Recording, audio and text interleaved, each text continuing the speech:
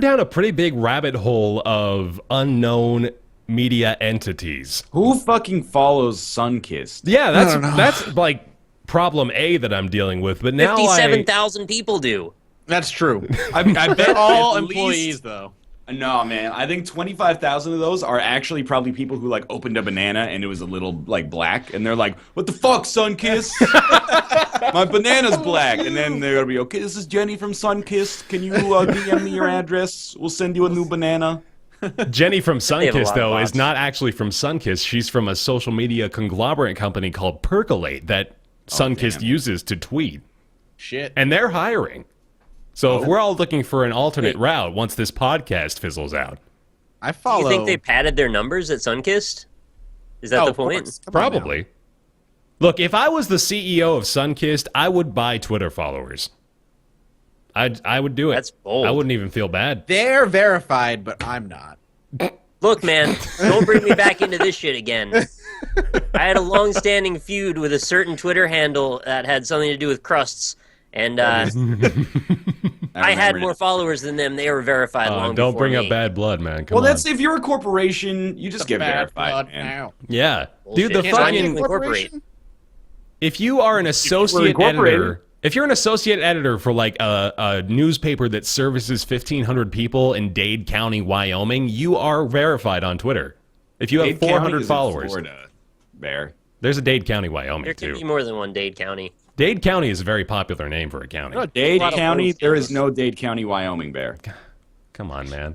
God damn. Why you gotta harsh my mellow like that? Dade County, Why can't you just Florida? let Dade County, Wyoming be a thing? Miami-Dade County was very important in the 2000 presidential election. How do you know more about the U.S. than we do? How do you know Dade about County, dog. How do you know about Dade County? I didn't even know Dade about Dade County. County when I said it out loud. I didn't know where that reference came from. It was just a part of my brain that I could access. You know who the second biggest employer in Dade County is? Is it going to be Sunkissed? I wish, man. That would be really cool. It's actually Baptist Health, South Florida. All right. Just in case you're curious. Yeah. You Well, said that like it meant something. yeah, I was really hoping that would connect to our conversation somehow. Do I need to repeat what I said? Do you know who the third biggest employee in You Dade said County is? second. This is all going completely off the rails. No, yeah, back to Sunkissed. Back to the important conversation we were having about No, Sunkissed. this is new pizza place that opened up down the street, and they have 12 followers. I'm one of them, and I'm hoping they notice and sponsor me with free pizza. You've got to be like basically the forever. biggest Twitter user I they think have it is. following them. They follow a very random assortment of people, including Barack Obama, Jimmy Fallon, Anderson Cooper, Koopa? Troopa. Koopa, Ellen DeGeneres, Taylor Swift. They followed Taylor Swift. This That's is just weird. like the 45-year-old Twitter starter pack. It's like, Yeah, right, you get it's- Twitter, it's like, here's who you're following to start with. No, I'm gonna this say is... they have some Celebrities pretty. can I think of? I'm gonna retweet one of their tweets right now. I mean, they're pretty good at their marketing. Okay. There it is. Okay. Well, right now you're giving them a pretty big PR bump just by mentioning them and then talking about how you tweeted them. That's true. I haven't tweeted them. I follow them. That So is- when you That's time you good, walk right? in- That's some edgy shit. next time you walk in, show them the retweet and then be like, "All right, I want my pizza." friend. No, I'm looking at this pizza. I think it looks pretty good, but what's up with this broccoli pizza? Oh yeah, right. I like broccoli on my pizza That's sometimes, the Barack but not Obama often. pizza. Not Yeah. often. Friend, boyfriend, girlfriend, Pi forever. Forverza. Pi Forverza. Then they I got don't this know. one. The rumor that our pizza cures allergies has not been disproven. Hashtag the more you That's know. it's a little shady to say. Watch out. Watch out. It's not been disproven. They're getting started on Twitter, man. They've got the They're gonna the find their snarky way. tweets. Yeah. My diet You know, has me some of the avoiding all channels- fried foods, which is Some great of the because channels pizza they is follow. baked. Why do they follow Scotland Food and Drink? I don't know. Why I do don't they know. follow the official South Florida Sun Sentinel newspaper account covering Fort Lauderdale, Miami, Palm Beach, Broward, and Dade No! County. No way! Dade County. We did it! Oh, man. Full circle. If you just talk long enough, eventually you'll get back to where you started. Welcome to the most fucking convoluted intro to a Roundtable podcast we've probably ever had, ladies and gentlemen. We've been working really hard on bringing this episode in. Honestly, we have. It's been probably the most difficult thing we've ever had to do, but we did it. Time. It's finally done. And Nick is back. Hi, everybody. I went to Dublin, and now I'm here again. It was fantastic. You should go to Where would you Dublin. rather be right now? Went all the way to Dublin. Now we Dublin, but on Dublin, Skype with isn't you it? guys. Oh, Can I say that? okay, yeah, you cop I did artist. honestly miss you guys, and I missed being on the show last week. We missed you too. It turned out to be a terrible show without you, No, so I we're really glad you're liked it. back. I listened to it. It was. I had the opportunity there to be an external viewer or listener for once, and you put on a very good show. I Well, enjoyed thank it. you. That is nice You're of very you. welcome. I needed that reinforcement Taffy. today. We've got a lot of fun stuff to talk about today. First of all, we need Nick to tell us his ideal Half-Life 3 launch scenario, because he never got the chance to do that last time. All right, so I thought about it a little bit. You guys had kind of the whole broad spectrum of all the directions you took. I'm going to go in sort of the same direction that Ryan did, which is like uneventful, no PR. In fact, kind of scrap all of the weird shit they were doing, just like release the game like a normal game. Because I think they've pigeonholed themselves now. Half-Life 1 succeeded because of interesting narrative and presentation. It went in a direction nobody expected. Half-Life 2 succeeded because it had revolutionary physics effects and new graphics effects that worked well with new graphics cards and such. And Half-Life 3, we don't know if it has a gimmick, so the best it can do is be a well-done first-person shooter narrative element. I personally didn't find the story to be that great in Half-Life. Really? Yeah. That was one of my favorite parts of the whole game. I had a big, long argument with Rob about this, actually. We went on for about an hour. That sounds like something Yeah. that would go on for about an hour. You guys are really good at having like in-depth We do conversations. Batman, we do Half-Life, we Yeah. do Spider-Man, like any superhero stuff, we'll argue. But no, I didn't find it to be the best, personally. But I'm still going to play it, of course. It's Yeah. Half-Life. Absolutely. All right. Well, there you go. There's Nick's Half-Life 3 release. Today, though, we're going to talk about Overkill. We're going to talk about Overkill. We know this has been brewing for a little while. Not the PS1 game. No, yeah. We're going to talk about the PlayStation 1 release, Overkill. Project Overkill. Mm-hmm. Yeah. Overkill is the developer of Payday 2, and now we have a little bit more information about this entire ordeal, the fiasco that has been unfolding, as a result of an AMA session that the Overkill development team, I think it might have just been one guy actually trying to handle the PR overload. Everybody else is too busy counting the cash. Yeah, seriously. Why don't you give them a rundown as to what happened before we talk about the AMA? Yeah, well, I think I'm giving doing bullets. Let me do the rundown of the show, and Yeah. then Oh, we'll do well, the fuck rundown that of the shit. topic, right? Okay. I'm going to close this tab I have open for Miami-Dade County real quick, and then YouTube Red is the next big topic. Obviously impacts all of us heavily. It's the new paid subscription platform for YouTube that is site-wide and not necessarily something like a Twitch subscription, for example, that only applies to a certain channel. A few little news stories here and there in the gaming sphere as well that we just want to touch on briefly. For example, the No Man's Sky release date has been set. It's going to be June of next year, so if you're interested in that, there you go. That's the entire story. And something I want to talk about right now, actually, that there's a small news story about as well, that the PlayStation Vita is no longer really getting first-party support for the platform. It's dead. It's gone. It's long gone. There's still third-party releases coming out, and there's still third-party developers that are working on stuff for the Vita all the time, but as far as Sony is concerned, they are not really looking at it as one of their big platforms anymore. So, I know all three of you guys have a 3DS, and I know, well, someone has a Vita, right? I have a believe Vita. Nick has I a Vita. also have a Vita. Okay. No. So I had a Vita too a little while ago. I got rid of it, and I am probably just kind of the staple case for Vita consumers. I bought it thinking that I would enjoy it. It turns out I don't really play it that much, so I sold it, and now it's not a part of my life. But I think I am filling that void of the handheld gaming of that space now with things that work a lot better for me in that regard. I've got I have a laptop, so obviously I'm kind of, cheating myself out of the comparison to a Vita on the plane or something like that, because we have the laptop, which can give us most things we want to play anyway. And then I've got a phone that can now handle things like freaking Final Fantasy VII, which is ridiculous. So my question, I guess, it's a pretty easy question to get around to, but it kind of applies in more of a general sense to what you guys think Sony, Microsoft, and even Nintendo are doing with their handheld consoles moving forward. what is the lifespan of these consoles now, and do they even need to really kind of focus on them? I mean, the 3DS is without a doubt doing phenomenally well. Mm-hmm. I think Nintendo's always kind of dominated that space, and I think it's because of their domination, it's really hard for anybody else to crack into it. Typically, they're cheaper. They have a wider range variation of games. I just think the 3DS is just mostly Nintendo handhelds. They're just really, really good. And Wait, are we Sony. still talking about bullet points, or are we? I think talking you about look- why. I think we finished the bullet points. We Now we're finished just the going bullet in. Yeah, we points? finished the bullet points. I led naturally into a conversation about. And In there will what be an ass world- roundtable and then Nick's weird games at the end. Done. In what world is the last bullet point the first point you talk about? In the You gotta- past 3 episodes, I'll have you know. Nah, dog. It's That's been a in the pattern public I've speaking established. Class, if you're like, today I'm going to be talking about the perils of Miami-Dade County, whether or not Yoda is the dopest Star Wars character, then you gotta launch into the first point in your first paragraph in the middle section. Look, man, you stay in public speaking 1010 in your freshman year. That as is long a as you 10th want year to. class. That is not a 10th And I'm year excited class. to take it.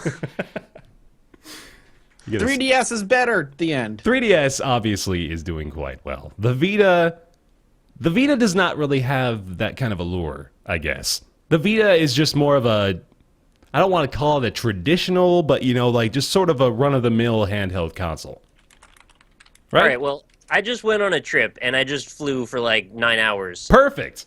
So I'm the prime example of who would be doing something with this. So I had to actually make this decision as I was packing to leave. I have a 3DS, I have a Vita, I have a phone, and I have a laptop. So that's like a lot of electronics. I don't want to take all of those with me, obviously. I'm obviously taking my phone because reasons. You need the phone. Yep. And then I'm not taking the laptop because I just didn't want to deal with the hassle of getting it through customs and security and all that shit. And Didn't want to have to besides, put it didn't in have a her bin, laptop. man. Jeez, that would be I didn't want to terrible. have to carry it around, lug it around and shit either. Right. It's kind of heavy. So I ended up just picking my Vita. That was the one that I took with me. And I don't have very many games for my 3DS. I have quite a few games for my Vita now. And I went and splurged and got the biggest memory card for it. So I've been filling it up with indie games like crazy. And I actually went and played through most of Super Meat Boy again, like through all the hard mode stuff while I was on the plane. Did a bunch of Isaac runs, played some Spelunky. Like it's a great little link in because I have PS Plus, so it keeps giving me all these free games that I load on there, and I don't have to really pay anything for them. So I just invested in the memory card and the system, and I keep getting games. I don't get that on the 3DS. What do you think? That's a good point. I mean, got to be fair too. With PlayStation Plus, you're not just getting games; you are paying the monthly subscription fee to. Well, I bought it for the price for the year. It was actually Okay, discounted, so it was like $50 for a year or something. Right. The Vita is also my go-to, like, play the same stuff I play on PC, but on an airplane machine. And for Exactly. that, I like it. I don't use it very often unless I'm flying, but I don't use my 3DS at all, basically, except for Monster Hunter. So, I mean, I kind of feel like I just am not that interested in handhelds in general most of the time now. I like to imagine that even though the four of us, we are kind of similar as far as, like actual demographic data is concerned. Almost every single cross-section. Yeah. So we have to acknowledge that when we're talking about anything that sort of requires a balanced approach in different sorts of lifestyles and opinions to hopefully be able to get a thorough idea of what the audience is thinking as far as these products are concerned. But yeah, we are all sort of the same as far as handhelds go. We all sort of have the same interests. We have the same opportunities to use these consoles, between the four of us. So we're not really going to have a very diverse approach to this. I'm wondering who really is the big target audience for handheld consoles. Kids. Kids, right? It's got to be Well, kids. In America, kids, because they're going to be traveling with their being in the car, going on errands and stuff. But handhelds are huge in Japan, and I'm assuming pretty big in just most modern cities because there's a lot of public transportation. And that's where a lot of the market is because they're going to be on trains or buses or whatever a lot of the time, and people who want to play video games, that's what they're going to have. It's bigger in Japan because Japan is very densely packed for the most part. But here in the U.S., I'd say kids is probably the target demographic, and if parents are going to buy it, they're going to buy the cheaper system most of the time, which when they launched, the 3DS was $50 cheaper. 3DS is just, it's an easier sell for parents, too, for And the most there's a part. lot more kid-friendly games on the 3DS than there are on the Vita. The Vita is sort of the handheld targeted more to an older audience, I would imagine, then, right? The I would Vita say is so. targeted at people that write for Polygon, whereas the 3DS is targeted at people that have kids that write at Polygon. Is that The kids I write think at fair? Polygon. The kids write at Polygon, yeah. Well, I mean, when I think about stuff that's big on the Vita that isn't like an indie game ported from the PC, it's a pretty short list. There's like Gravity Rush, and then that Tearaway, admittedly, and then the Killzone game, which I heard is okay. And then once we get beyond that, I'm kind of like, I don't know. Yeah. Like I think it's got such a niche audience because it's kind of like, it's a Spelunky machine. And like Sony's done a great job of actually putting stuff like crossplay, but I don't think people care about that. Like the thing with like remote play and crossplay is that I never really, it's kind of like the Steam big picture mode and like intra-network sharing basically. Like I did use the crossplay, not crossplay, whatever, remote play with the Vita, and I went to like the other room and I could not play it because it was just like way too laggy, and I was It's a like, bit awkward. And the controls don't always map perfectly either, which is very frustrating for something like Diablo 3, which should be perfect because there isn't like a good version of that for handheld, and yet some of the buttons are still a bit iffy because you have to use the back panels for stuff. oh yeah, and like Back panels are just, I don't know, with man. remote play is like literally I could be sitting on my couch playing the game, but if I go to the toilet, it doesn't work. So where is the functionality here for me? Where is Like- the ideal space to do this? Yeah, where am I going to be that's far enough away from my couch that I'm like, I don't want to go sit on my couch, but still close enough to my wireless router that it'll actually work. It has to be like a really big perk for you to say, I don't want to have to go sit on my couch Exactly. to do this. The way they do it in like, I remember the trailers for like the remote play stuff would have like MLB The Show, and then the person would be playing at home, and then they'd be like, shit, I'm late for work, and they'd get on the subway with their Vita and play it, and I'm just like, that's dishonest. That's not. You're like underground and like miles away from your PS4. This is never gonna work. Yeah. Like, Right. I mean, at the time, I was like, that's amazing, and then you realize, oh, not really, because they just made it up. It just You can doesn't set work up like that. a data account, right, with that goes through your Vita. I understand the subway thing isn't a thing, but if you were above ground, ideally you would be able to actually make a network with your home account if you have access to some sort of data. Is that true? I believe that's a It thing. sounds logical. I hope it's true. I think that's a thing, yeah, Yeah. but I haven't done it. The Vita, yeah. Would you guys agree the Vita is like the adult handheld console, basically? Sort of, yeah. Yeah.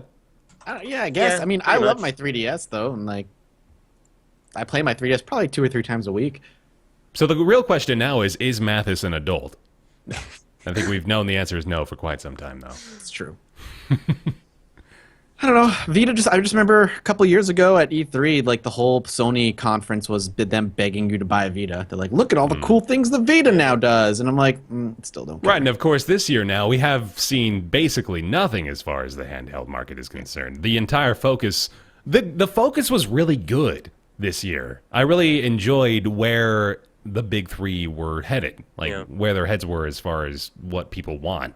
Seemed to be a lot less focus on the gimmicks and a lot more focus on, solid product offerings. So that kind of also meant there's not a lot of time devoted to the handheld marketplace.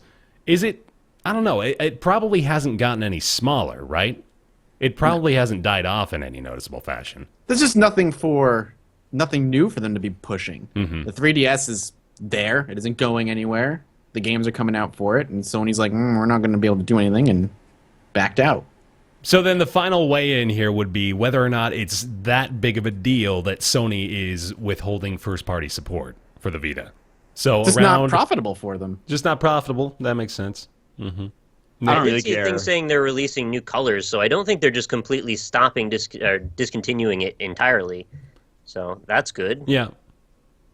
And as a late adopter, I'm glad that they're still putting something into it. I missed the first 3 or so years of its existence. I don't know. I kind of like I can't care Yeah. about it. I literally the only stuff on Vita I play is stuff that I already play on PC, which is not necessarily a bad thing. It's like a cool opportunity to take it on the go. But at the same time, if they were like, hey, we're discontinuing Vita support for everything tomorrow, I would be like, well, you're not taking Spelunky off of my Vita. You're not taking, like, Isaac off of my Vita, so it doesn't really bother me. I don't think I've ever played anything except for indie games on the Vita. So maybe I haven't given it a fair shake, but... No, you're not entirely off on that. I don't think I hardly have either. I have about maybe 4 or 5 cartridges that I own with it, and one of them is, like, Persona 4 Golden, which is great. I mean, it's a great game, but I haven't really spent a lot of time on it. And granted, when I do, I'll probably be spending a ton of time on it. But it's just been on the back burner, and there aren't a lot of cartridges that I want to buy for it. It's just kind of mostly about PSN, and the fact that those things are integrated and having a new flow of each month I get a couple more games, that some of them I want, some of them I don't want, and that's fine. Right on. All right. Let's talk about something a lot more depressing. You want to do Can't that? wait. Okay. The fact that I'm not on the Overwatch beta, because that's really upsetting me. Are you still just refreshing the email inbox? Every like 20 the entire minutes. show? Yeah. At least Like, it's not please. unboxing Magic cards. Well, to Nope, distract not you right from now, that, anyway. Pardon me? no one said magic. Oh, I must have been confused. Yeah, you were To the mistaken. Magic Circle. It's different. Yeah. Mathas, I want you to describe to me the plight of Overkill for the last couple weeks. Oh, I don't want to talk about it. I want you to talk about it. I want you to be impassioned about it too. Oh God, just let me bring it up and let me just describe it in a way that's not convoluted, and I'll just see what- Impassioned Yeah, already. yeah. So impassioned. So it bothers me because it's a good. I enjoyed my. I know some people are like, man, it's all right, but like I Talking about enjoyed my Payday time. 2. Yeah. Payday 2, Payday correct. 2. My time with the game when it came out. Thought it was an interesting take on the whole co-op Left 4 Dead style game. They took it down, motherfuckers. What'd they take down? They took down the AMA. I don't see it anymore. And they What? took down the rundown That's terrible of. timing. Oh man, well Of I Crime still Wave. have the cached version, so we still All got right. that at least. But That's good. yeah, So and I mean, correct me if I butcher any particular details, which I'm sure I will. Basically, Payday 2 has been a $20 game for a while with like over $100 worth of DLC that you can opt into if you so choose. And recently they just introduced an update called the Black Market and like Crime Wave Weekend. Where Crime Wave, Fest, I think is Crime what they called Fest it, yeah. Weekend, which is it made it free for people. But at the same time that they made it free for like 3 or 4 days or whatever it was, they also introduced the Black Market, which was microtransactions. You might be like, oh, well, is it going to be cosmetics? That's not such a big deal if it's just cosmetics. That's where the problem is and why people are so pissed off. So it's your typical crate drops that you get. And the crates can drop on any number of things from skins for costumes, I believe, to weapons. But the problem is the skins, for the most part, give statistical, like, beneficial upgrades. And a lot of the time, the skins are for guns that you have to go pay, like money, to unlock. So it's like, I got the sweet skin that gives this shotgun, which is straight up pay to win, plus 5 damage, just as an example. I'm sure it doesn't say plus 5 damage or a percentile increase. You go check the shotgun, you're like, oh, in order to get the shotgun, I have to buy the shotgun outright. And right away, initially when these microtransactions were introduced, you had to buy drills to open up the crates, which were $2.49 a drill. So you get if you guys remember, at the end of every Payday level, everybody gets a card. Right. You pick a card, you get a bonus. Usually it was a skin or a mask. Now those cards can be crates, essentially. Drills open the crates, $2.49. People were pissed off. They kind of alleviated that a little bit by making drills incredibly rare drops that you can get at the end of every level. Still a problem. But not only is the game straight up pay to win now, with the skins basically giving powerful upgrades to weapons, they also make you go buy the weapons for most of the skins that are being dropped.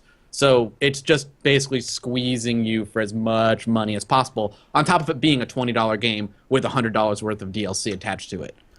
and the DLC, obviously, I mean, like, you take that by itself, and it's really not that big of a deal. For a $20 Right. game to have a bunch of DLC offerings, nobody really cares about that. That's not the problem here. The issue is that they're doing that very blatant pay-to-win scheme. And, okay, scheme is kind of a nasty word for it. That makes it sound like they're in the back room going, we got them now. But they're, they have a system in place now that is very clearly designed to give the people that are paying money a distinct advantage in the game. Which is, when it's a game that, pits people against each other in any meaningful fashion, that is a problem. That's a big deal. Yep. So I'm just going to bring up... You keep talking because I'm going to bring up It's a the game that's specifics. it's been around for years already, so to completely change the general mechanism that drives it seems very curious to me. yeah. So, from my understanding and what I read in some of the AMA, was they didn't expect to be supporting the game as long as they have, and they got picked up or supported by a developer or producer, and they're contracted to support the game up through 2017. So I think what they're trying to do is find ways to continue to make the game profitable for 2 more years, and I feel like they went just in the wrong direction. So there is one particular question and answer in the AMA that they did over on the Payday the Heist subreddit. So this AMA took place on their game subreddit, which is important to note too. Okay. But they're just doing damage control basically. Again, I'm really glad that we waited until they did this to talk about this topic, because now we have it straight from the developer's mouth. This is the big guy too. This is Almir. This is the dude over at Overkill. And is this the same guy who said when the game was coming out there will never, ever, ever be microtransactions in Payday 2? Yep. 2 years ago, 2013, Almir was quoted as saying, "There will never be microtransactions in Payday 2, and shame on you for thinking so." He Yes. said he shamed, shame on he shamed us. us for even having the idea, the inkling, that there would be microtransactions in Never Payday accused him 2. of anything. How dare us. Jesus. But this answer is in regards to that very thing, where he stated on the Steam forums that they would not ever be having microtransactions in the game. It's about 8 paragraphs long, but here's the gist of it. Yes, we said that. Now we're going to have them. Sorry. But the other part of that is he starts to discuss how 2 years ago, when Payday 2 was at the top of the Steam charts and, top 5 with the DLC even as well, they were doing extremely well. And here, let me just quote what he said. 2 years ago, people would have us instantly start work on Payday 3 right after we released Payday 2, like developers usually do. Instead, we decided to continue work on Payday 2 because we wanted to make it an incredible co-op experience. 88 updates later, we have to ensure the future survival of the game.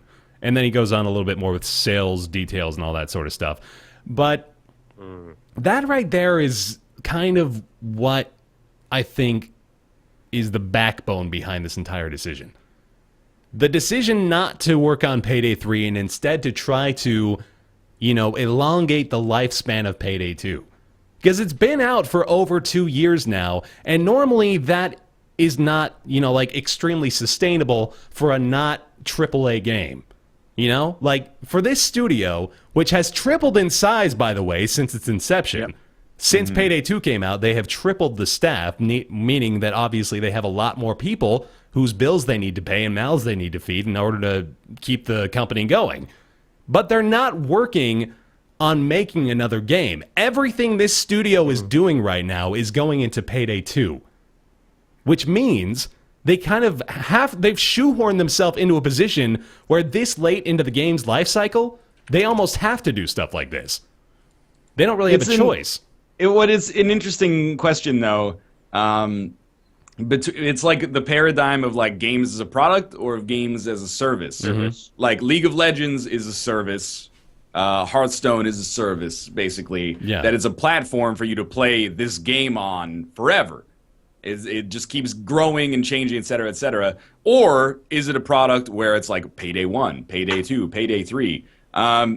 You can't kind of have it both ways, though. I kind of feel like that's got to be designed, or at least told to people a little earlier. Because if people buy this thinking like, oh, I'll buy this for $20 and then I'll get all the content and I can play it as long as I want, blah, blah, blah. Yeah. And then they're like, well, now we want to keep it going as a service, but in order to do that, we have to finance it through like these microtransactions that can compromise the balance of the original game. It sends a really bad message. Like, I think you kind of have to make that deviation earlier. Otherwise, you have this huge community of like millions of players that now have this expectation that they feel has been betrayed. Yeah, like nobody's getting angry at Hearthstone for making a $25 expansion because that's part of the game. That's well, okay, yeah, but nobody is. There's always something mad about everything. But yeah, that's exactly like you described it. It's expected. There's a precedent set very early on, like this is going to be the model that we go by this entire time. And when you say something and then very deliberately and almost shamefully go back on it, that is what's really, yeah, exactly. Like, Shame on us. that is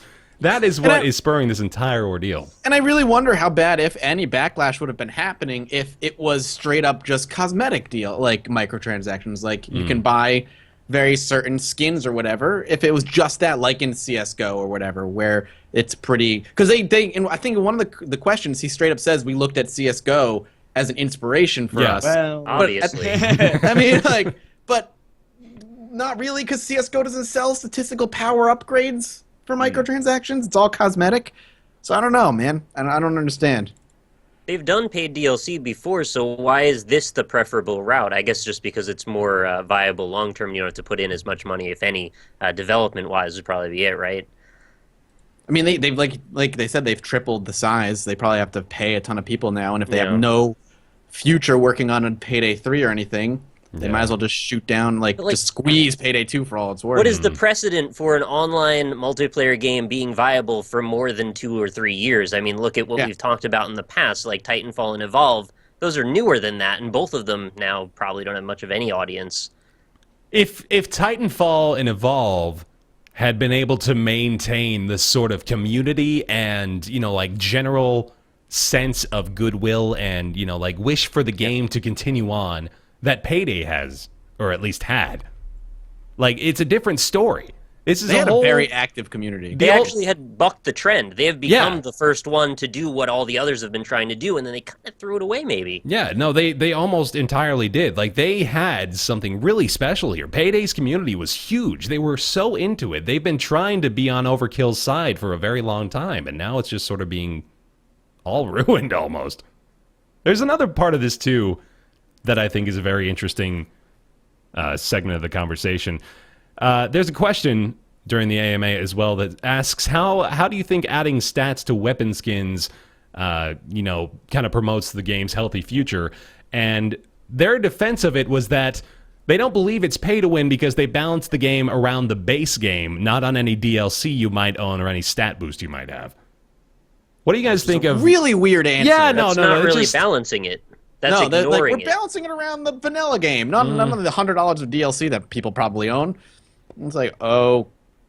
Yeah, no, I initially reading this, I'm like, no, that's not how you should do it. It's just kind of objectively, that's wrong, right? Well, based on the vanilla game, it's balanced. Yeah. Don't worry about the guys who have everything else. It's fine. The thing that gets me, and it's kind of, I don't know, it's rich to comment on it without actually knowing what's happening inside of the studio, which is, I resent doing this, but at the same time, I'm reading the AMA, and it's all like, well, we had to do this to sustain our staff size of 75, blah, blah, blah. Look, I'm not going to say that I want people to be out of a job, but at the same time, how does that work from a management standpoint? Your game sells a lot of incredible amount of copies. You triple in size within 2 or 3 years, and then what do you think is going to happen? It's very short-sighted. I agree with you. That's kind of what I'm trying to get at. Triple in size if what you're going to do is send some of that development team to work on the sequel and keep some of them back to produce content for Payday 2, so that in 2 to 3 years you can be like, here's a teaser for Payday 3. Mm-hmm. I mean, if you look at a company like Paradox, they've exploded in size in 6 or 7 years. Yeah. Since their strategy stuff started finally taking off, but they are not coming out with 2 games a year now. They've diversified and they have people doing other stuff. I guess they're not just putting crates in EU4 and saying. It's almost I mean, it's almost I mean, maybe not comparable in the same way, but was it Rovio or Zynga, whatever? That put all their eggs in Angry Birds. And then when that stopped being a cash cow, they had to cut. Oh my God! What happened to Zynga? Where did they go? As well, those two companies did very similar things. Where they had two very each one had a very successful game, one game, Angry Birds, Farmville for the other one. They blew up. They explode. They tripled their company size. And when those two games dried up and they had nothing else, they had to fire a ton of people. It's they say on Shark Tank all the time. It's the difference between having a product and having a company. They had a product and they called it a company. Yeah. I think the other thing is, and I have no management experience, but it seems to me like your revenue should dictate the number of employees, not like your number of employees dictates what your revenue should be. But that might be maybe a bit of an idealistic concept, I guess. It's like if one of us just we're super small, we had one video go super viral and we quit our job. Yeah, that's basically what I was saying. And then you hire a manager. I was gonna and a say, yeah, no, it would be publicist better and- if you got like a million views on one video and decided to hire 2 people to help you run your channel. Like, You're that's like, about. I get 10 views a video. One of them goes super viral. I quit my job. I hire an artist. I hire a manager, and I you hire somebody to throw- run my Twitter. Like every video now is a minute long. You throw mid-rolls in it, and you're like, sorry guys, I got to throw the mid-rolls in because I got to sustain the people that I hired. It's like, Let's play Assassin's Creed Syndicate Part This is 1. great. 1 minute per. I still just feel like they have they not made like $1 quadrillion? Like Payday and Payday 2 are unbelievably successful. They did. They made a lot of money. I think they made $8 million in profit. I mean, Payday 2, Steam Spy, as we've been told many times, is not immutable in terms of its data, but it does estimate it as having fucking 5.4 million owners on Steam. 5.4 million! And then Payday 1 has got to be at least like a couple million. Couple I'm million, assuming. I would imagine. Yeah. No, it's not a couple million. It's 4. 4 million. Jesus Christ! Wow. That's like close to 10 million units on PC alone. That's gigantic. That is huge. Basically. Ubisoft has plaques up in their offices for 2 million units sold. I'm serious. Like, that's big. That's twice as much. Ah, that's 2 plaques and more. Yeah. They got 2 plaques worth. You should tell them that. They'd be so happy. I'll give 2 them a plaques plaque. worth. Yeah. And it's just like, man. We believe it isn't pay to win as we balance the game around the base game, not on any DLC And you then might own. introduced more things that don't fall into that balance. AKA, the game's not balanced. Give us money. How do you... They're literally just agreeing that it's not balanced with that statement. Yeah. How do you say that out loud and think, yeah, you know Yeah, what? no, I that's, behind that's what right. I just said. I will say that in spite of all this, I do feel somewhat for the development and design side of Overkill, where they're damned if they do and they're damned if they don't. You know, if their alternatives were like, or their choices were do this to finance, to basically turn Payday 2 into a platform that Payday can be played upon eternally. Yeah. Or announce Payday 3. Even though it's been like it would probably be 3.5 years since Payday 2 by the time Payday 3 came out. People would still be like, why would I buy Payday 3? You know, I just bought Payday 2. Yeah. Even though it's like an undergraduate degree ago. But I think that if you are going to transition like this, okay, you have a couple of options. You do it the CSGO way, flat fee for the game, cosmetic items. People will be mad, but they'll get over it. And they'll spend money. Right. If CSGO is any indication. Or make it free and then do this and like exactly the same model you already have, and then people will be like, well, the game's free, but you can support it by buying stuff. You feel good about it, maybe. Right.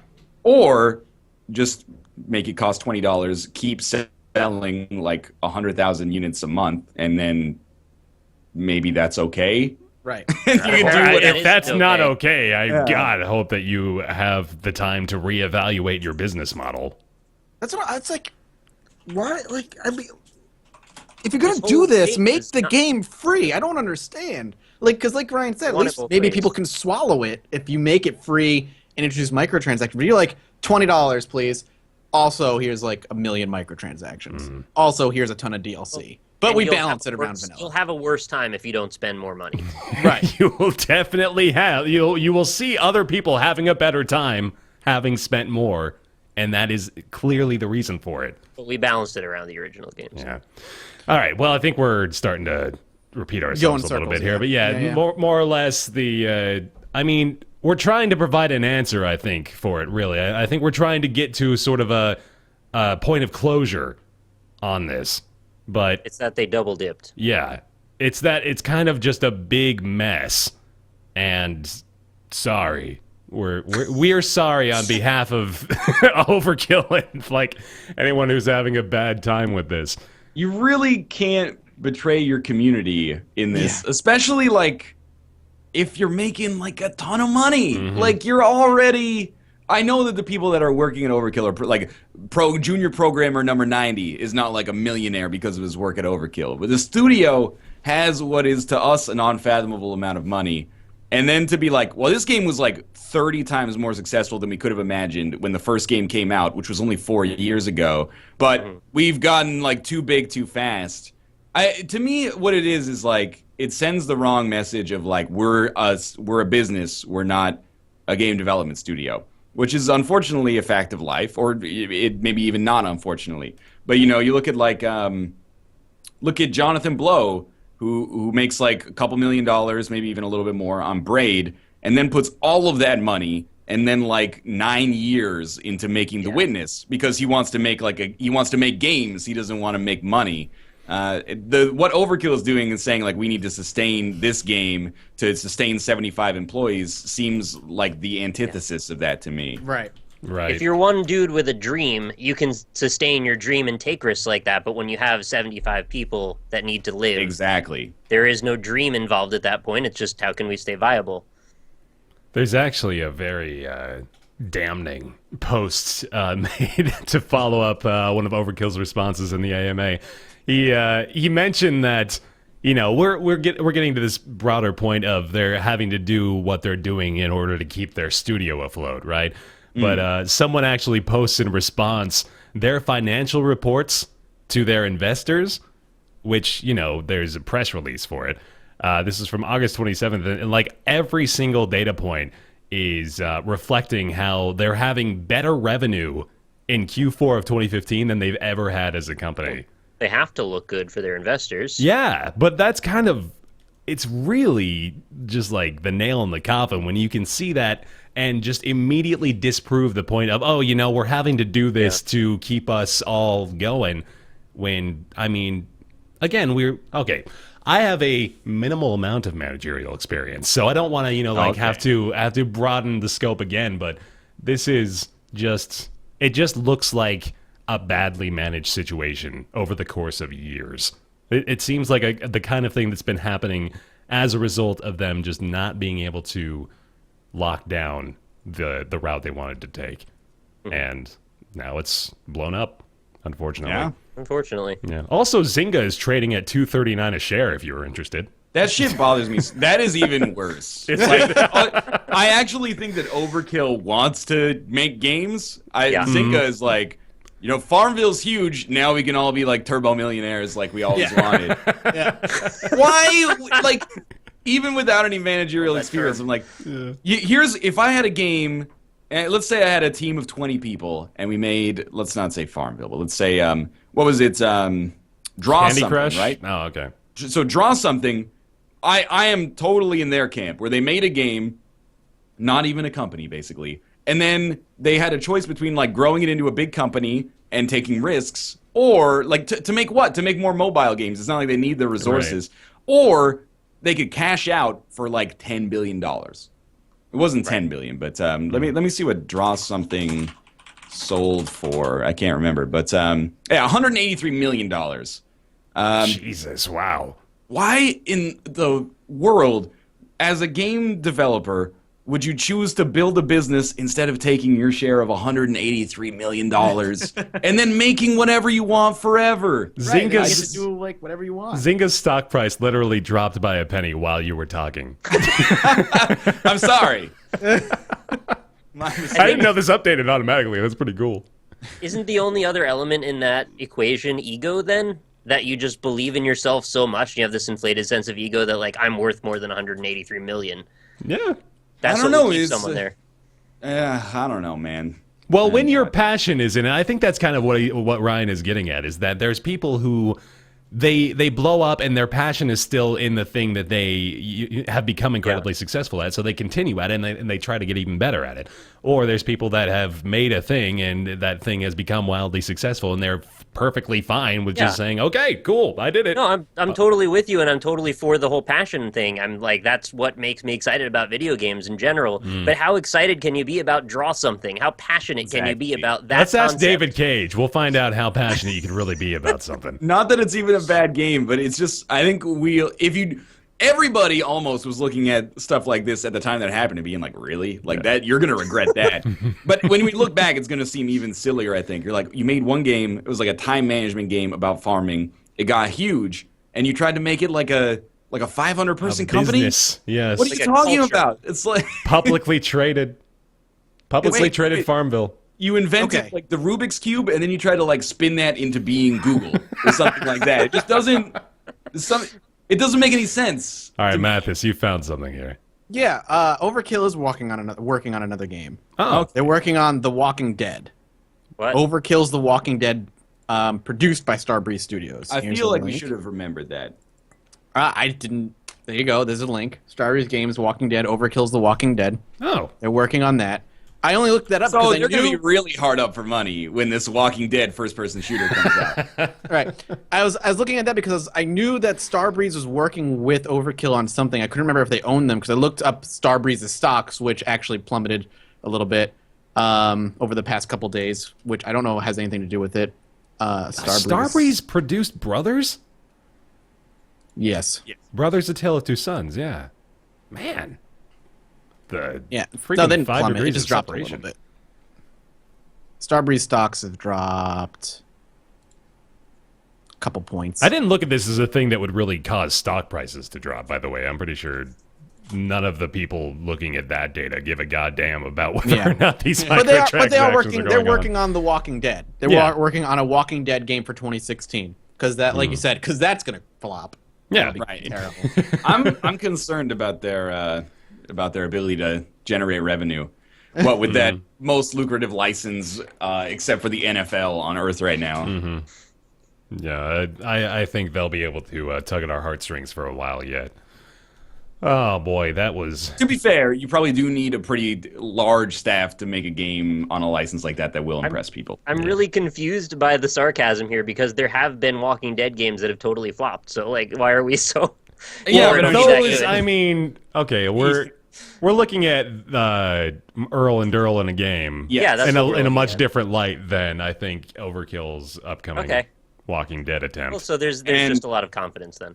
I'm sure that Survival Instinct, it sold more than it should have. Let's put it that way.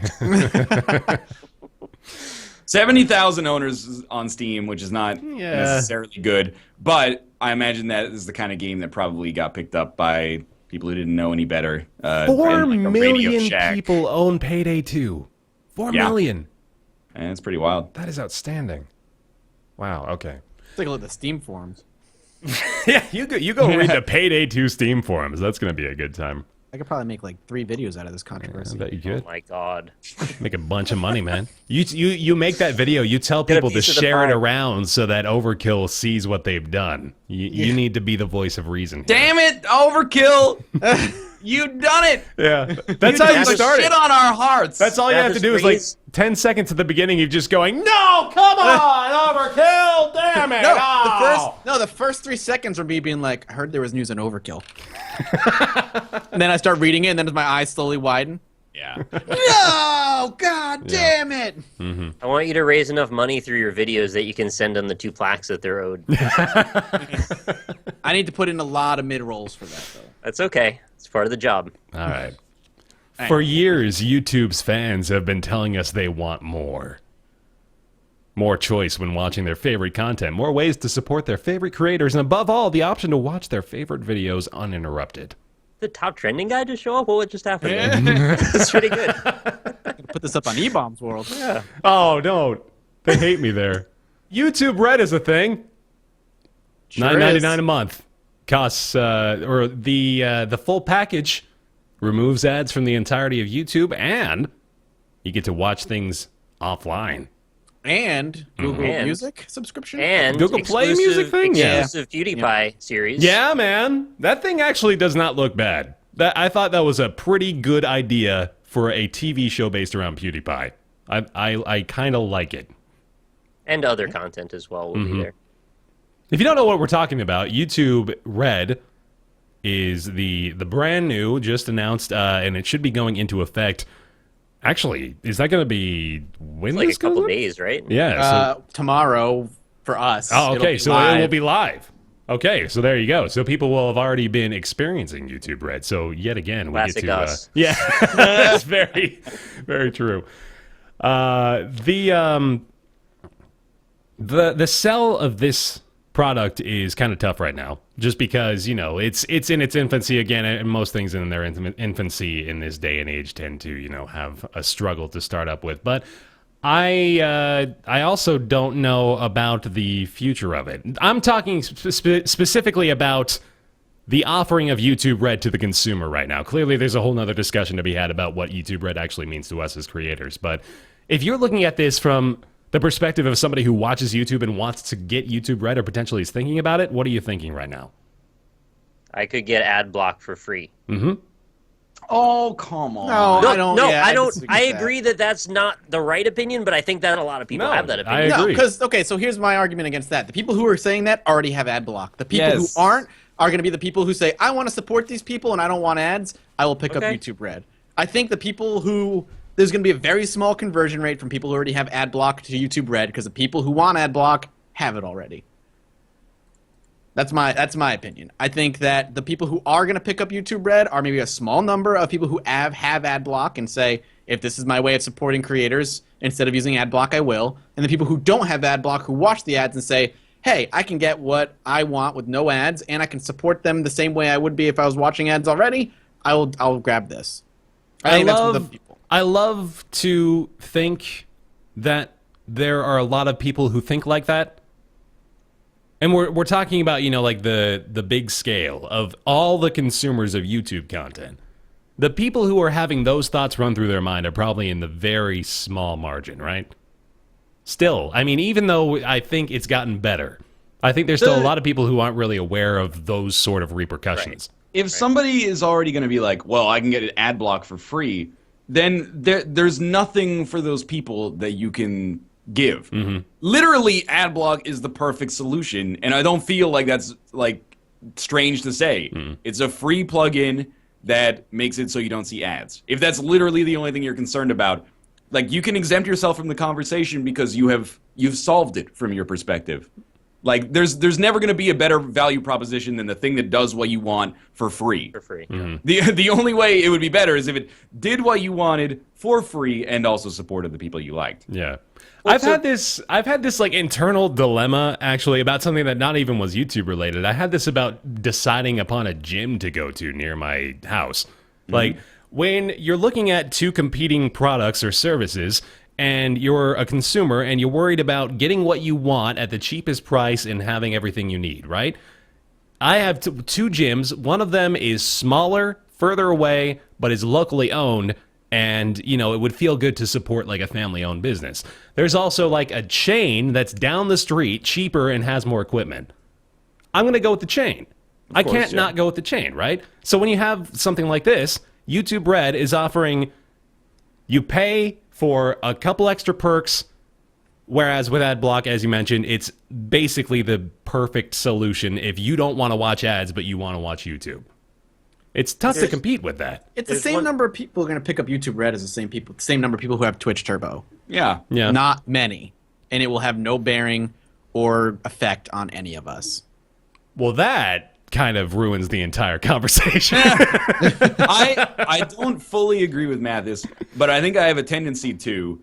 How many times have we woken up to some YouTube news and then our Twitter feed is just YouTubers like, oh, the sky is falling, nobody cares about us, blah, blah, blah. Fucking Nobody content cares ID, tip jar. Like, I'm Managed not versus unmanaged. right, and some of those things have had big repercussions, I'll admit. But at the same still time, YouTube's still here. People are still growing. You know, new people are popping up every single day. And like some of the stuff we've talked about, like tip jar, you can spend like 6 hours having a conversation about tip jar on YouTube. Nobody makes any money on tip jar. You know, nobody's making. You might make lunch for 1 month. I don't even. I've made have it enabled. $4. Yeah, it's like tip jar doesn't make Yeah, anybody. I did any a money. positive change, actually. It's not even worth the time spent to discuss it. So I really don't want to get too invested in the conversation on YouTube Red until we see it in action, because yeah, Twitch Turbo is like the same thing. You get paid based on the viewing share, and it makes no appreciation. I've never heard someone be like, man, my revenue is really down this month because so many people got Turbo in the Humble Bundle. Like, it's never happened. But I will say the thing that is interesting is the free trial thing that they're doing. We don't know, so I don't want to kick up any fervor. But if Yeah. YouTube ends up doing that free trial in November for U.S. viewers, and a lot of people redeem it, and it doesn't actually pay out to creators, that'd be a little fucked up. But you still have to see how it's actually going to manifest itself. It might have some impact. It might have 5% impact. It might have 0 impact. So, like Mathas said, the audiences are probably similar. I agree with you there. The amount of people that buy YouTube Red will probably be comparable as far as relative size goes to the amount of people that buy Twitch Turbo. Let's call that 1% even. Let's say it's 1%. So let's say out of a random figure that there are 10,000 people watching YouTube and that 1% of those people buy YouTube Red. So that's 100 people. And that is not going to make a difference as far as creators are concerned. Though the free trial, whether or not we're actually paid for that, is going to make even less of a difference, I think. There's going to be a lot of people watching that probably is not going to be a number that we have to worry about. This may be, as far as the big changes go, the least impactful on the bottom line Yeah. out of a lot of stuff. Just because... Which is funny because it's a lot of people, a lot of YouTubers are treating it as the biggest change. Yeah. This is what's seeing people kick up their own personal Patreons and stuff. Which I'm like, if this is what's causing you, I'm surprised it didn't- to be They're using it fair... as an excuse to throw something in front of it is mhm. all it is. Yep. That's what it is. It's a hot button issue that a lot of people are talking about, and if you can play it up to turn it into your own advantage, then that's what people are going to do. We see this happen every day in every possible scenario. It's true, and I I'm mean, not going like, to be that cynical about it, but I think what it actually is it comes from a place of like uncertainty because YouTube doesn't communicate things that well. Yeah. So you hear a rumor maybe that people aren't going to get paid for YouTube Red, and you're like, oh, this is the end. Like, gotta get my Patreon up before everybody gets their Patreon up in 2 weeks when everybody realizes it. So I mean, I don't think it's a cynical like trying to manipulate people into supporting you thing, but I do think it's a little premature. I think it's... Yeah, I kind of agree with what Nick said. Like, I think there are people that sort of use it as like a spurn to get whatever personal funding source they needed to going. And obviously, we're not going to take a dump on people using Patreon because that would be incredibly hypocritical, wouldn't obviously. it? But yeah, it's just sort of another one of those let's create a video that gains 10 million views. It's kind of like, the Overkill video that we were joking about earlier. That's the kind of thing that people could sort of use this for. And YouTube Red is not the run to the hills emergency that it's sort of being plugged up to be. Well, I feel like people really don't realize, most people really don't realize how little you make per view, like on a per view basis. Yeah. There are people who are like, well, I really hope that if I get YouTube Red, it still supports the people that I watch, like to the same degree that I do with ads. And I'm like, man, if you're putting $10 a month into the YouTube economy, that's probably like a tenfold increase on the amount that you actually generate through revenue by watching ads. Like we can talk about it fairly openly. Like Twitch subscription income versus Twitch ad income is like a world of difference. Like it could be, your subscription revenue, depending on your numbers, could be 5 times, 4 times what your ad revenue is. It's like 90-10, if I was to say. Like ads. There are people who are like, well, I don't know, I watch a lot of YouTube videos, but if you actually look at like the CPMs that we get, which is the ad rate that we get paid, to make up for like a $10 cash influx, if you want to call it that, would take you watching like literally 100 videos a day. Even just look at that from the smallest possible scale. Look at that from one individual person. The amount of money that you put into somebody's revenue stream by subscribing to them on Twitch is not even mathematically comparable to the amount of money you generate from them by watching an ad. For a year. Yeah. 1 month of subscription might pay for your lifetime of viewing, basically. It's true. And by the way, please don't take this as a push for like, well, so you fucking freeloaders, like, better subscribe on Twitch. No, that's where the real money is. We're just explaining it. Right. And also don't use this to undervalue watching an ad because we do. Also true. Yeah, we do still rely on the advertisement revenue. So, but it's still a big part of it. Basically the reason I bring that up is because people were like, I don't know, $10 doesn't seem like that much money. And I'm like, well, it is relative to watching ads. Even if YouTube takes half of it right off the cut, $5 is, what that could be like you watching 2,000 videos or 1,500 videos in a month. That's 50 videos a day.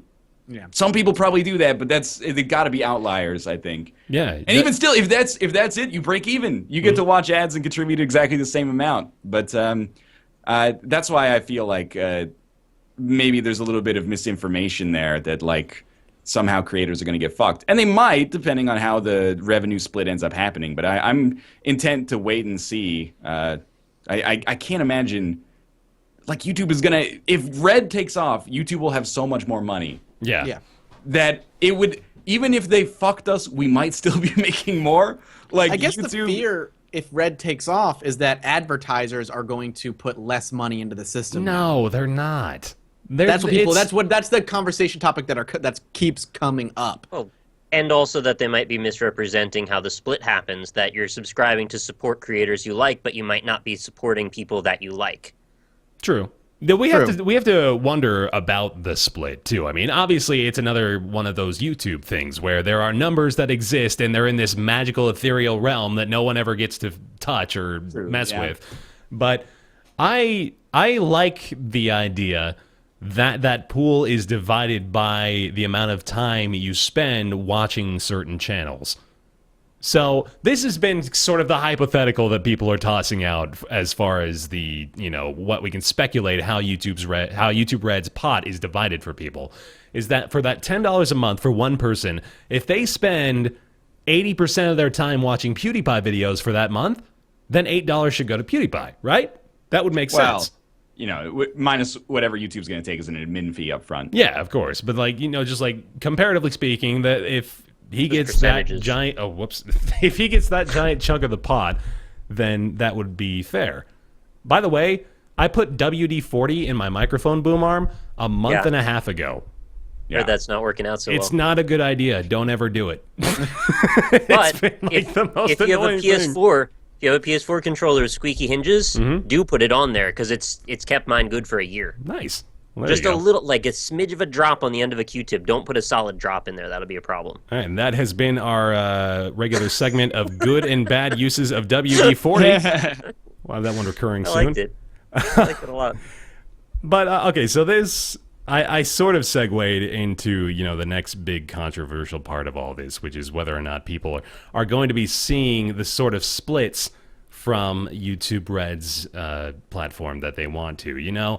There's always going to be the big issue of smaller channels are getting screwed and the rich get richer and that sort of thing. And that's, I don't want to say it so bluntly, but you sort of just have to live with that because that's going to happen all the time, forever, and has throughout the course of human history. My perspective on that, just very quickly, is that if everybody is making more money, what do I care if PewDiePie is making proportionally more money than I'm making as a bonus here? Like, that doesn't bother me at all. Yeah. I'm with you on that. Like, we just don't know if we're making any more either. The grocery store down the street is not going to raise its prices because PewDiePie is making proportionally more money. Like, it benefits me. If they did, that would be bizarre, though, right? Don't tell Overkill, though. Yeah. We need to keep those crate prices static. But yes, you may continue, Bear. Oh, Nick, I think you were starting on something. Okay. Oh, no, it's fine. I was just saying that we don't necessarily know that we're going to be making more either. It might just be that, in essence, they're using every channel to funnel more money up. Yeah. Probably not true, but we just don't know. Well, yeah, a lot of this is really cleared up if YouTube, for once, would just say, here's how this works. And then we don't have to spend half an hour speculating. I guess, like, I sort of don't get it in a weird way. Like, PewDiePie already gets disproportionate benefits on YouTube, and that's how it goes. Like, he makes YouTube like $10 million a year. Is it wrong for me to say that he deserves special treatment? Like, I know that he's a hot button issue for a number of different reasons, but like, just strictly from a bottom line perspective, I have no resentment that, like, if YouTube's going to push a channel, they're going to push PewDiePie, or they're going to push like the teens react stuff. Yeah. That's just how it goes. And you know what? Like, they've invested in the platform. Like, it's not like I feel like I should be getting that instead. Like, that stuff's obviously doing well. But anyway, I guess that's another issue for another day. Yeah. But it's already disproportionate, I guess, is what I'm trying to get at. And I sort of feel like it should be, but that's probably not necessarily cut and dry. And on that same note, something you said a little while ago actually really struck a chord with me about that idea, which is to say that PewDiePie has literally become the #1 YouTube entertainer. He's the best. He is the best YouTuber by numbers. You know, like I'm not saying like quality or anything of that sort of argument. I'm just saying like if you look at YouTube, PewDiePie is #1. Therefore, it stands to reason that he should be able to do this stuff. He should be the star. He should be the face of it. He should be the person getting his own TV show and seeing the best results from the stuff that YouTube is doing. And my God, it's like how business works. right? Whoa. That's so surprising. People shouldn't really have an issue with that. Just like I am excited about the prospect of people being able to watch without ads and still support me. And I take no issue with how much of that money I'm not getting.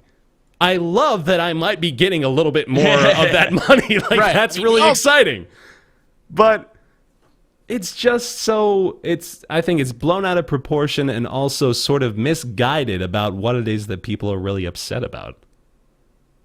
I guess what I hear a lot, and that maybe I've misrepresented, is they're like, they don't want, if they put $10 into the system and they never watch PewDiePie, or just as an example, they don't want any of that money to go to PewDiePie. He's just the most convenient example, by the way. We're not really like trying to talk specifically about him all the time. It's not like PewDiePie is like, it's not like I'm saying like he's a morally reprehensible like piece of shit.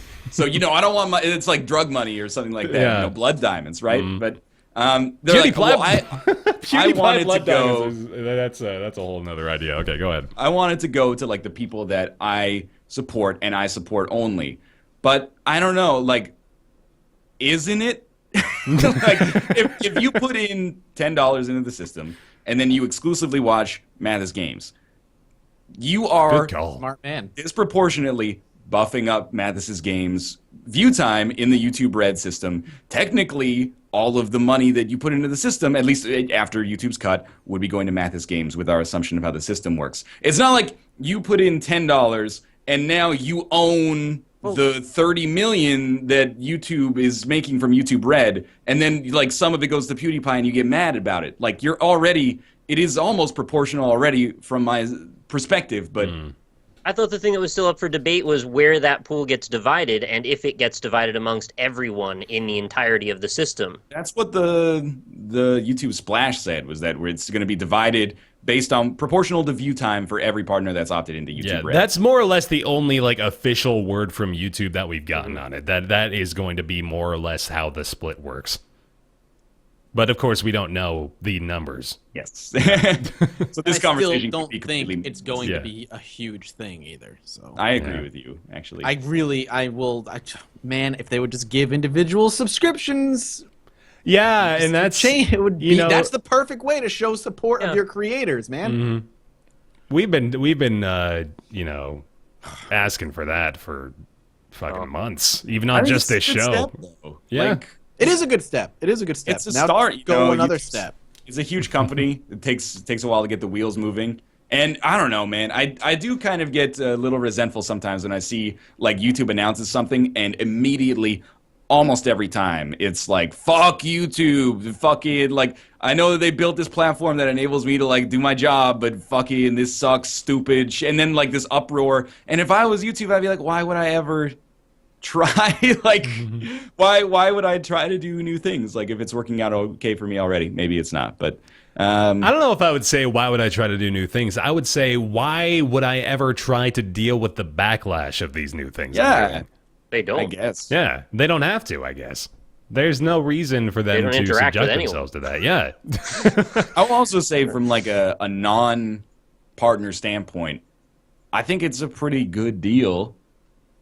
I think $10 for a Google Play Music subscription and YouTube without ads seems like a fair price point for me. Now, to be fair, Netflix is $12, or $12 for 4K resolution, like $9 for regular subscription, and you get access to like almost every piece of media ever made. But that's kind of an unrealistic expectation, I feel like $10 is kind of a fair price point for that, considering what you get. YouTube at least acknowledges that they have to offer a little bit more than just like, ad-free viewing of their website. They're definitely going down the route, obviously, of creating their own premier original content that you can get by way of YouTube Red. But I think they're going to be a ways off as far as being able to offer something legitimate there. It's sort of just, I don't even know is there anything besides the PewDiePie show that's just lined up for the YouTube Red There was a premiere small launch? list. There was, I think, at least 5 or 6 different. YouTube Red launch shows. That's what I'm going for. Yeah, and people are like, "Man, I hope you don't make your shit YouTube Red specific." I'm like, "Yeah, it's not gonna happen." Like, it's a #1 recipe for like killing your channel. Okay, so I've got the list here. Right. Scare PewDiePie. Yep. Sing It from the Fine Brothers, a scripted comedy that satirizes reality singing competitions. Cool. All right. Laser Team is a full-length or feature-length action comedy from Rooster Teeth. Trip to Unicorn Island from the team at Astronauts Wanted. This feature-length movie gives fans an extraordinary look inside the life and journey of Lily Singh. Untitled Joey Graceffa Project. You can probably figure that one out for yourself. 360 Project from Matt Pat of Game Theory. Single by 30 in this romantic drama by blah, blah, blah. Untitled College Humor Product. I Am Tobuscus, a scripted comedy show from Toby Turner. That's about it. I Am Tobuscus. Where is I Am Isaac? The Isaac Let's Play. More than mine. You gotta get on that YouTube Red train, man. Will I gotta Ryan finally defeat Green Man? I'm kind of with Bear, where I'm like, a show where PewDiePie gets scared by shit, kind of like a prank show, could be funny. Yeah. I might watch it. Just I a might prank, watch it bro. too. Yeah. It's just a prank. He just starts getting beat up as they're screaming. It's just a prank, bro. Now we're talking about beating up PewDiePie. Now we're really getting into Not going dangerous that territory. far. I kind of like him, to Yeah. be honest with you. No, I think he's a good guy. All right, well, YouTube Red I don't think is going to scare anybody off, but they sure will act like it, won't they? I do dislike that it's U.S. only, but that's the law, and, so cool. Yeah, normally those... I will sign up for it, personally. You think you will? I will. You will, for sure. I Okay. don't use AdBlock. I never have, and it would be I nice. also have never used AdBlock. Oh, well, on that note, by the way, now that we were talking about that, remove AdBlock Pro, because it's kind of fishy now. really? PSA to everybody. Well, what's the specifics of that? It was sold to a new owner, and that new owner is very mysterious and is doing some weird things with it. It's Overkill. Shit! They did it again. Yeah. You can keep using whatever ad block you want, but I appreciate it if you don't, by the way. Okay. I actually like. What? I when I first used Kate's computer, it had ad block on it, and I honestly, I didn't notice any difference for the most part. Yeah? Like I don't know. I guess I think I've spent so much time on the internet seeing ads that they're just like already, they just fade away into noise when I see them for the most part. The ads I find super annoying are when you go to like Forbes and then it's like, here's an ad and in 10 seconds you can skip to the web page. And I'm like, you fucking clickbait. God, you got it. You're going to the right websites, man. I can give you a couple of options if you're looking for websites that know how to ruin your viewing experience via ads. The ones where Any they of the gray ones that out the get background, and then there's like a pop-up, and you got to click through it and then sign up for something before the rest of the background will come Oh, out. God. Where there's like 9 play buttons and you're like, which one of these is yeah, not an You ad? got to look at the noise bottom coming bar. I think you're trying to watch some online sports. Those are the kind of ads you're seeing, aren't Well, you? we have cable, so I don't need to go that far. But okay. I think Kate was trying to watch like Game Center CX, that like Japanese show about the guy who just sits in a room and beats a game over the course of like several days. And we're like, that. I don't know where to find this. So she found like a kind of sketchy website, but it was like it had like 4 play buttons on the video frame. Yeah. Like, which one do I have to? Is this really worth it now? 1 in Yeah. 4 chance, 1 in 4 chance. No It's like- keylogger, no keylogger. Exactly. That's a legitimate concern you're taking with that. There's a 1 in 4 chance that I can watch this video, and a 3 in 4 chance I'm going to install malware accidentally. It seems like a bad idea, but And for those people, we recognize the value of ad block. well, if I wanted to watch it without doing that, I should just move to Japan and get a subscription to the cable service. See? Now you're learning. When will Japan start giving a digital distribution service for their shows for Canadian viewers? It's like it's 2015. Speaking of weird, intrusive web page stuff, this page wants to install a service handler? What page are you on? I'm on Gmail. What does that mean? Should I let it? What's a this page service wants- handler? to install a service handler Chrome. Oh, it's cool. It's like a little thing to open email links. Okay, anyway, that doesn't matter. Time for Ask Roundtable. It's everybody's favorite part of the show where you send in questions to roundtableYT@gmail.com and we do our best to answer them. And this question comes from Stuart. Stuart wants to know, what is the perfect game to you? By which I mean, what genre, mechanics, art style, story, soundtrack, any other aspects would you envision as the perfect game? Thank you, Stuart, for that question. Nick! Yeah. What's this your is a perfect really game? easy one for me, Is it? actually. Oh, good. I thought it was going to be hard, and then I gave it a couple of minutes. I was like, you know what? Actually, this is pretty easy.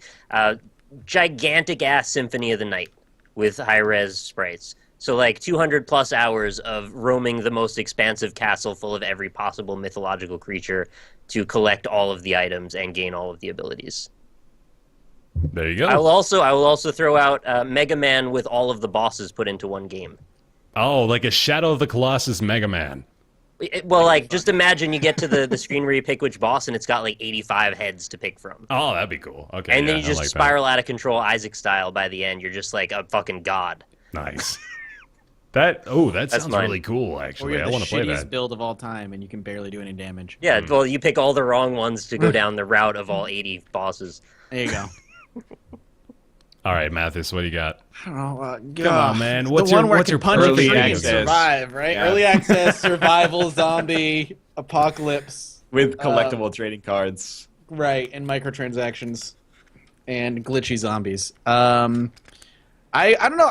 I think every time I think about this question, I go back to what did I have the most fun with back when I was younger, and I think a game similar to the way Star Wars Galaxies worked, the MMO, which is like a much harder core MMO. I would love to see a hardcore non-theme park MMO come back, where whatever you're doing at the time is a skill that improves, not pick a class. You get to kind of form your own class. I'd like to see that happen again. It's been so long since we've had a game like that, and I could see myself losing a bajillion hours into it.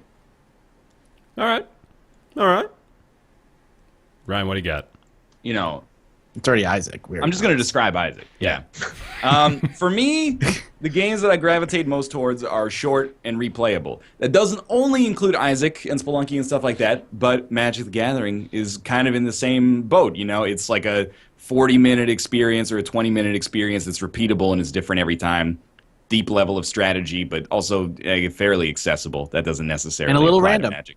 A little bit of randomness, yeah, so you don't know what's coming. And I think that's it for me. It's like short, replayable, and like medium variance, and that's pretty much it. Like, I'm not gonna put it in like a genre or anything. That's about it. Never in my life thought I would hear a comparison between Isaac and Magic the Gathering. It's the same game basically.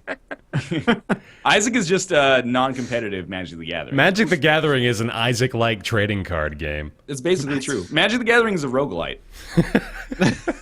Now, is Magic the Gathering a roguelite? Or is Next it a time. That's the roguelike? headline, yeah. That's my next video. It's not a true roguelite. It's only It's not a yo, shithead, this is not a roguelite. It's not like games that are like Rogue. Oh man. How about It's you, almost Bear? like things get redefined over time. No, that doesn't make any sense. What is the perfect game to me? So I think I've talked very briefly before about a game idea that I had when I was younger, where I wanted to have a game that incorporated different people in different eras of time. But in order to play as the different people in the different eras, you had to insert a different disc. So like each era was on a disc, and it would be like a full-fledged game with discs that would all be different eras. That's a terrible idea. What? Because it's extremely inconvenient, and I was tells me 8. nothing. I'm so confused.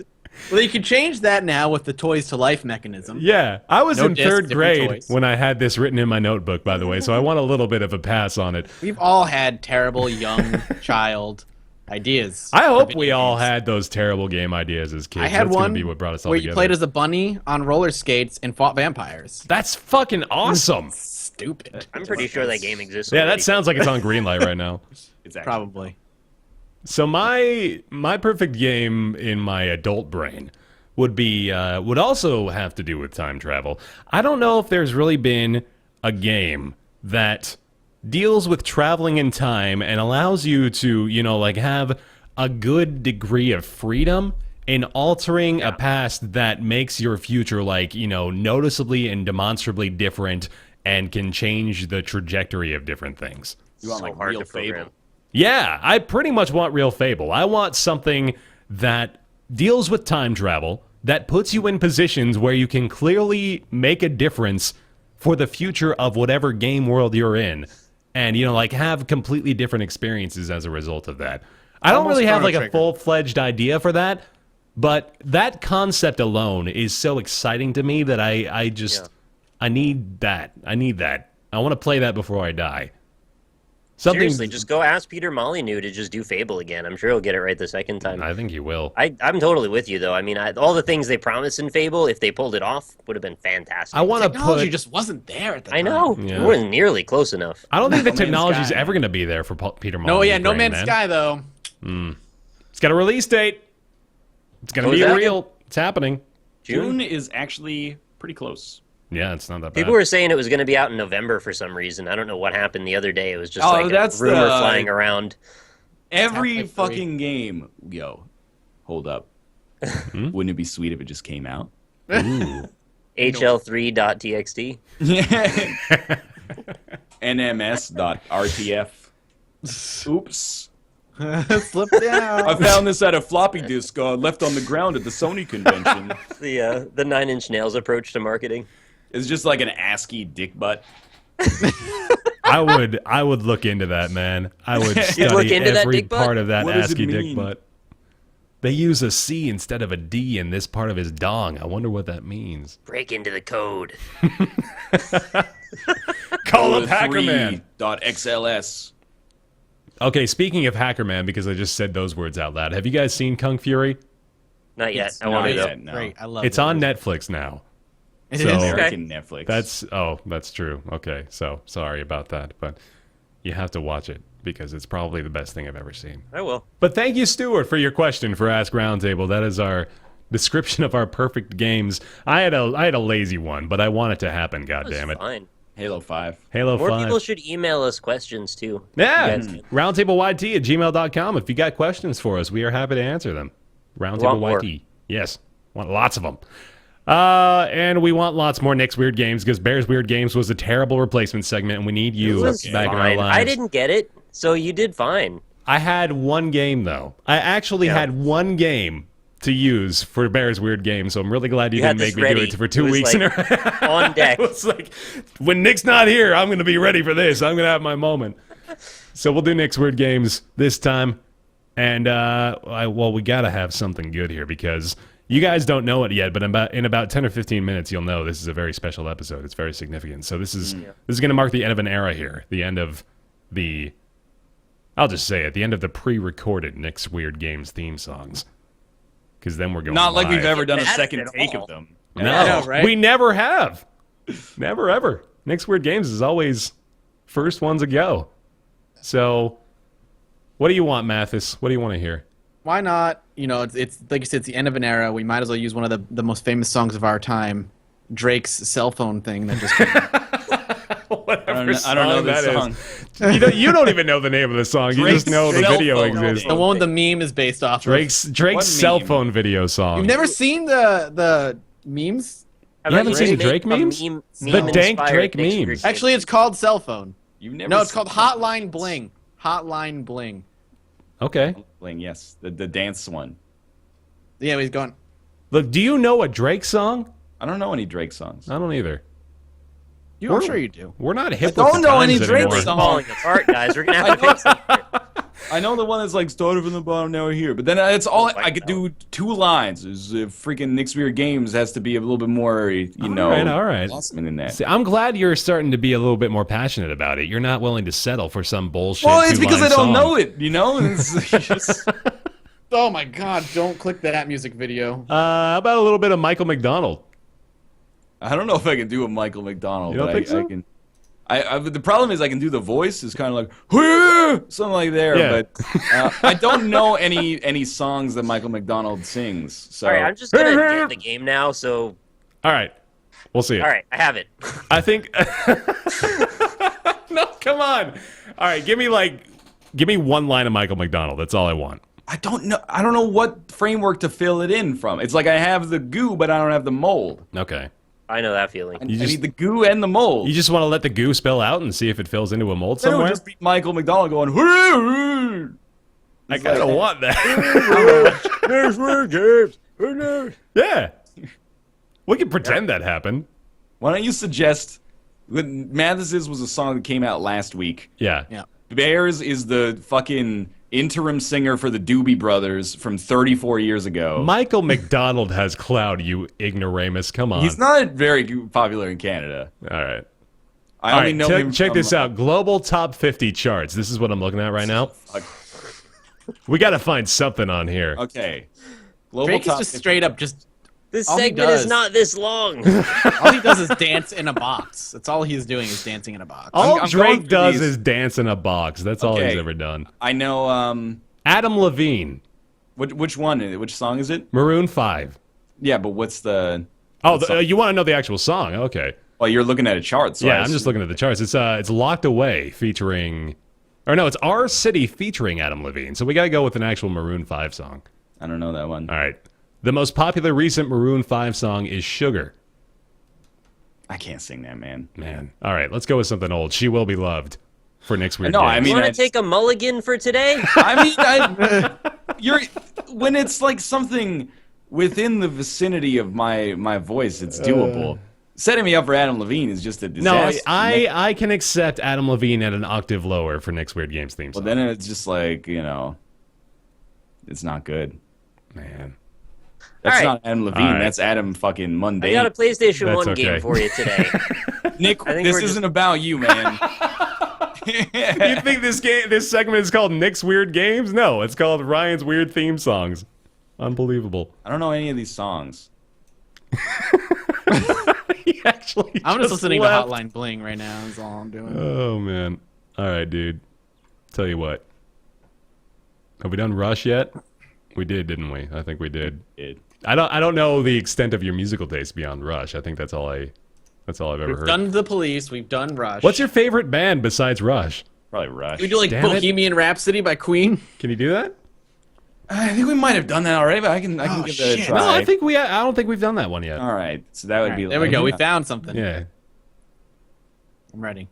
Okay, just let me. Normally, it's better when it comes off the top of the dome piece, but I got a little bit inside of myself. We have so to I sing to bring Nick back, so this has to I'm happen. aware. Nick's gone. He left. Okay. Okay. Yeah. Okay. Is it for Jaguar? Is it for PS3? Yes. Published in Japan. Came to US in 2003. Open Google Chrome. Put in the details and see. It's just a weird game, probably an action RPG. Published by Tecmo Koei. Dynasty Heroes 3. Anyway, the wind blows. Publisher's been defunct for weeks. 4 weeks. There you go. That was fantastic. That was. That was actually really You know good. what? I'm actually really happy that took that long because I'm glad we waited. That was worth it. It was a significant build-up for a really good payoff. It was really Yeah, great. good payoff. All right. Thank you. That Nick, was what do really you got? good. All right. Today we're doing a PS1 game. This is based on from you last week. You kind of inspired me to look at good. another segment of my catalog. On the scale of difficulty, I'd say this is pretty up there. Last week we had one that was, or week before last was pretty easy. Phantom Dust. This is down in the depths again. So PlayStation 1 game developed by Art Dink. Anybody ever heard of them? What? Art. Say it again. Spell it. Art ARTDINK. Art Wow. Dink. All right. Art Dink. Published David by Dink. Art Dink in Japan and SCEA in North America. Okay. Came out in 1997 in North America. I feel like if I don't know Art Dink, I don't know this game. I think I've already lost. Might be the case. And, well, if you Googled it, you probably found it instantly yeah. because I don't think they've made very much. It's an action role-playing game, and it is single-player. I'm going to read a couple things from the I back. knew it.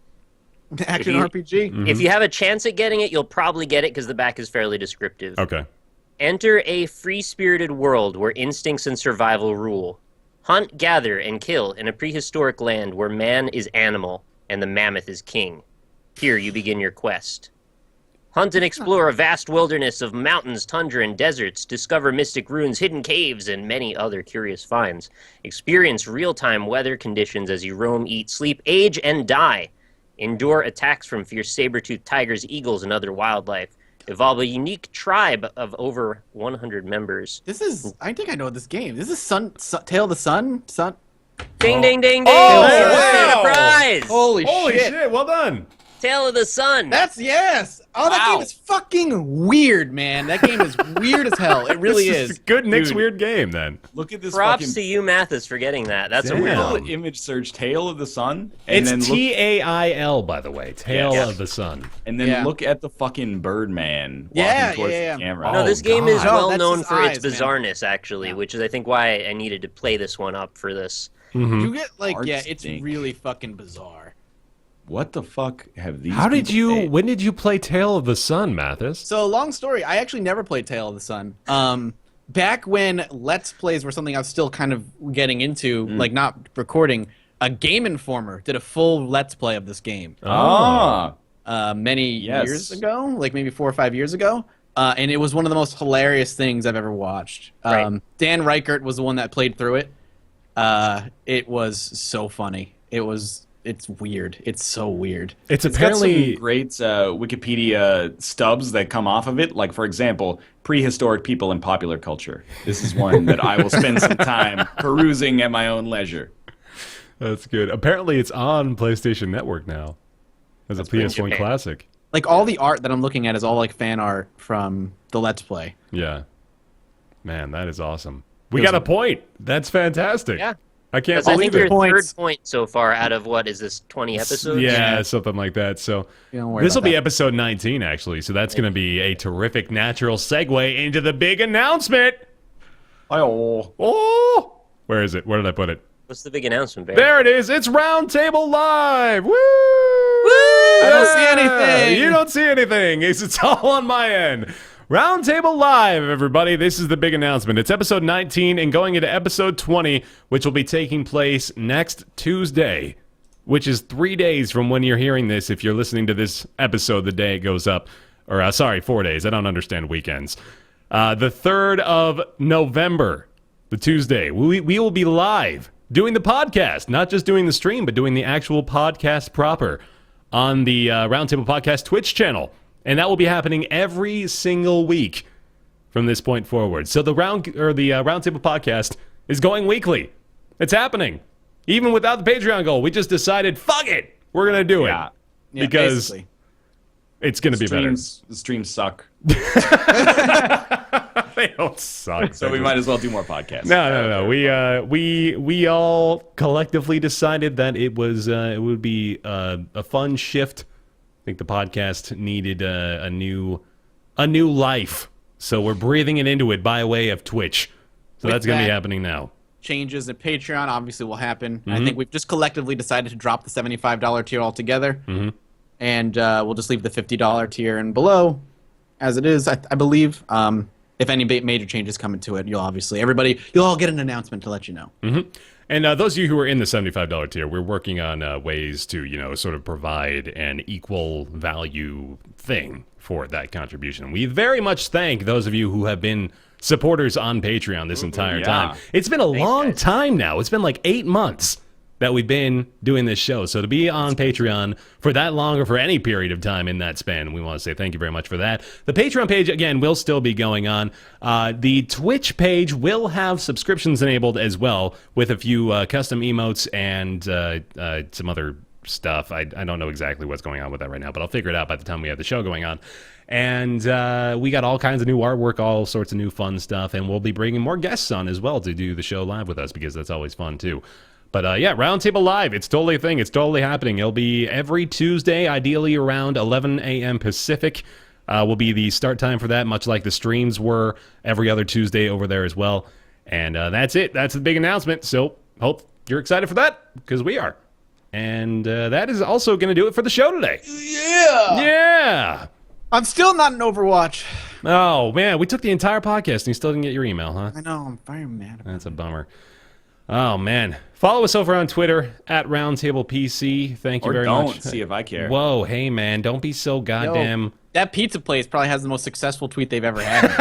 How many retweets does it have now? It has 40 Oh my God. tweets and 30 favorites. Yeah. Ryan follows them now, so now obviously I'm not the biggest person to follow him. Ryan decided to As take soon it as he up. heard you And say if- that, it's just like Why instantly... wouldn't I follow them? And if they follow you before they follow me, I'm gonna be mad. This pizza looks pretty fucking good, man. Yeah, but can't they only have to have get the any one of it. location. They can deliver. You can have Mathas deliver it to you. This broccoli pizza, though, I don't know, man. Broccoli on pizza, it's not awful, but it's Is not good is it either. soft or is it does it firm? Not softens. It's like, well, I guess it depends I on. don't really like soft broccoli. Really? Like I mean, I like broccoli. I don't really like soft broccoli. I like it to have a little crispiness. All right. That's I a wanna nice imagine I'm- caramelization. Biting into a little tree, like I'm a fucking giant. that Didn't puts- your parents did that to you when you were younger, right? They told you like you're a dinosaur. You got to bite the leaves off your I tree. literally don't think I ate broccoli until I was like 17 or 18. Really? Yeah. Broccoli has been my favorite vegetable. Broccoli is dope. Why is broccoli the one that gets the bad rap? Cauliflower is fucking disgusting. That's the one Cauliflower, that should be. I find gross. Yeah. Really? I like cauliflower. Brussels sprouts are fucking delicious too. You're off Yeah. the show. Thank you very much for our Patreon supporters of this show. It's going to be Max Pilling, Christopher Flagg, Positron, Alexander Spillman, Jeff Rush, Jonathan Graham, Julian Abelsgard, Kevin Birkland, Matt, David Bradley, Air Force Balls, Christopher Farmer, General Crunk, Casey, Zur, Simph, Kevin, Chloe, hashtag Chloe Deserve Better Walker. Is that a Life is Strange reference? I don't know. Or what that maybe means. like Khloe Kardashian. Is she a person? Yeah, it's probably a Kardashian reference. Ignacio0891, Brizzlebrip, Justin, Logan Ray, Samurthet, Matthew Monahan, Adam Savage's Blowhole. I'm still really happy that one's up there. Johannes Goldon, Mediocrities, Nullref, and Myth Scarab. Thank you guys so much for maintaining your support again over on the Patreon page. That tier, by the way, the folks that are wondering whether or not they're going to keep getting the shout-out videos and the personalized thank you videos and that sort of stuff, actually planning on incorporating that sort of into the Twitch stream as well, so be on the lookout for that. And that, I believe, is it. Roundtable subreddit, roundtablepodcast.reddit.com to submit feedback for the show in any way, shape, or form.